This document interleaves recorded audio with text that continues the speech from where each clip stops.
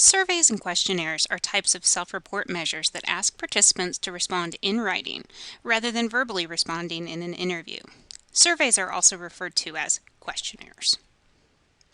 In thinking about the questions, concerns tend to be related to two issues: wording and the sequence or order of questions.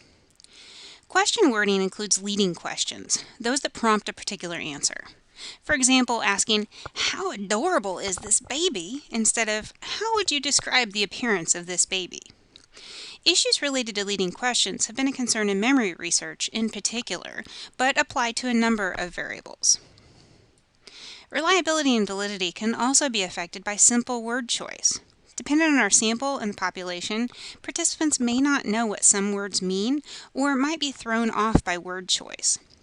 For example, asking how often the participant gets intoxicated might confuse some people who would know exactly what you're asking if you use the word drunk instead. Double-barreled questions ask two things in one question, so participants might not know which question to answer, and we don't know which question they answered. For example, if I was interested in measuring job satisfaction and asked, "How satisfied are you with your pay and work conditions?" the participant might be very satisfied with one and very unsatisfied with the other. Questions that use double negatives can also be confusing. We tend to be familiar enough with grammar conventions not to include double negatives within the question, but can overlook double negatives created by the combination of the question and the response options. For example, if we ask participants to use a response scale ranging from always to never, and to respond to the prompt, "I never drink until I'm intoxicated." Another consideration with survey construction is the order of the questions. The short explanation is that the order of questions can influence thinking, and therefore responses. We don't need to go into the long explanation, but it relates to our knowledge of persuasive techniques and our knowledge of memory. As the book mentions, responses can take a number of forms. We can classify the response options in two broad categories: open-ended and closed-ended. Open-ended questions are like short answer or essay questions. In most cases, though, we ask the participant to select an answer rather than writing out their responses. In other words, we use closed-ended questions. The specific options can take a few different forms. Forced choice items may not include what we'd think of as a question. They may just ask the participant to pick from two or more options. For example, a participant might have to select between, "I would prefer to be the star in the show," and "I like being part of the supporting cast," as a part of a survey about their values. Likert scales ask participants to indicate their agreement on a 5-point scale, ranging from strongly agree to strongly disagree. Sometimes the words are combined with numbers, so that 1 would be strongly agree and 5 would be strongly disagree. If we use other options, it's referred to as a rating scale, usually described in terms of the number of options. So a scale that asks somebody to pick from frequently, sometimes, and rarely would be described as a 3-point scale. Semantic differential scales ask participants to choose a rating along with a range of a particular characteristic. For example, we might ask participants to rate a sound along a continuum from harsh to pleasant. In Unit 3, we talked about evaluating the meaning of a measure by considering its reliability and validity. Another way to think about that idea is that we use reliability and validity to evaluate the quality of surveys. At this stage, though, we need to think about the ways we can define reliability and validity. We can consider reliability from two perspectives.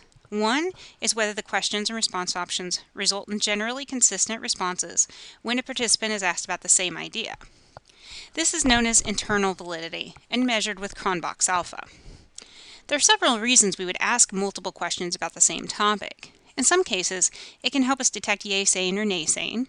In other cases, we need to have different versions of the survey and start with multiple questions to make sure they're measuring the same thing. We also want to consider whether the responses that should be consistent over time are consistent. We refer to that as test-retest reliability. In some cases, we expect variations across time, for example in mood, but other variables should remain consistent when questioning and response wording is clear. If a measure is reliable, we also need to consider whether it's valid, whether it's measuring what we need to measure.